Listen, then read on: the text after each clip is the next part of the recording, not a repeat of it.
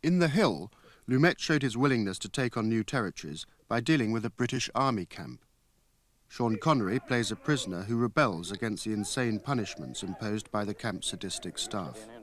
Connery is a typical Lumet hero, struggling for justice in an enclosed male society.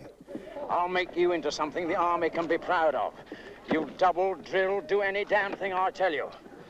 Roberts, you'll be lost, unless somebody's shouting an order at you. When I was in North Africa during the war, I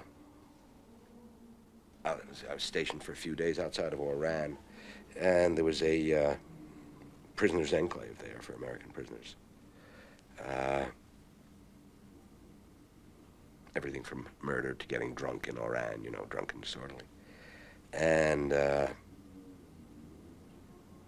there was a Moroccan band.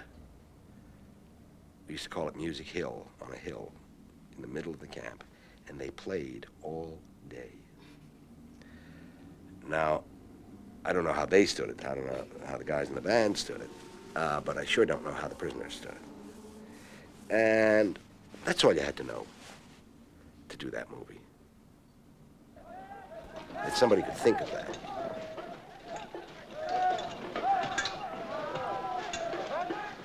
Lumet collaborated with British cameraman Ossie Morris in experimenting with visual techniques. This included a specific choice of camera lenses throughout the film. The nature of that movie was that, literally, that everything in the foreground becomes more and more distorted, and everything in the background seems to recede more and more and become less important.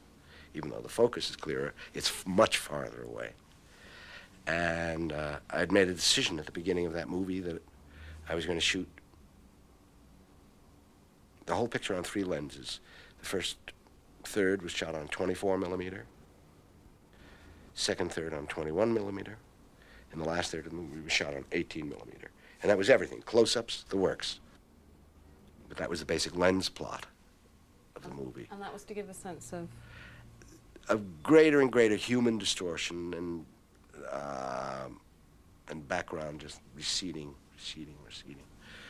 losing its significance in relation to what was going on up front, so that you'd do a close-up of Harry and there'd be an army behind him. One of the things I always loved about Ossie, and it's true of so many British cameramen, this sort of mad courage, trying things that are insane to try, like the scene where Stevens is being marched up and back inside the room. And I said, Ossie, why don't we just put Brian in a wheelchair and just follow Alfie around? And he said, well, where am I going to put the bloody lights? We'll need 4 walls in and the ceiling. I said, oh, Ossie, you'll work it out. And he looked around and he said, I know what. I don't care if the lights are in the picture.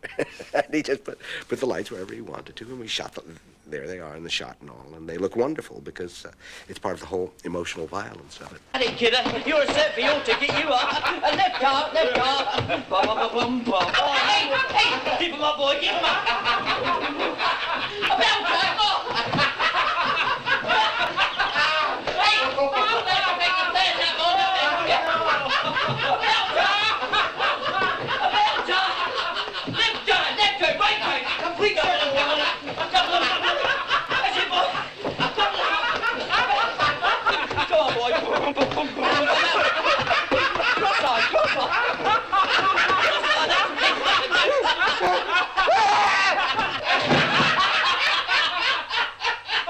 It's really a collaborative process for you filming. I mean, always, you know, and that's why I won't take that billing of a Sidney Lumet film or a film by Sidney Lumet. It's the dumbest thing in the world.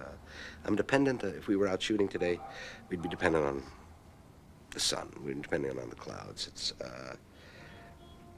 And my job is to get the best out of everybody working on it and make sure that we are all literally going in the same direction. That's why I'm called a director.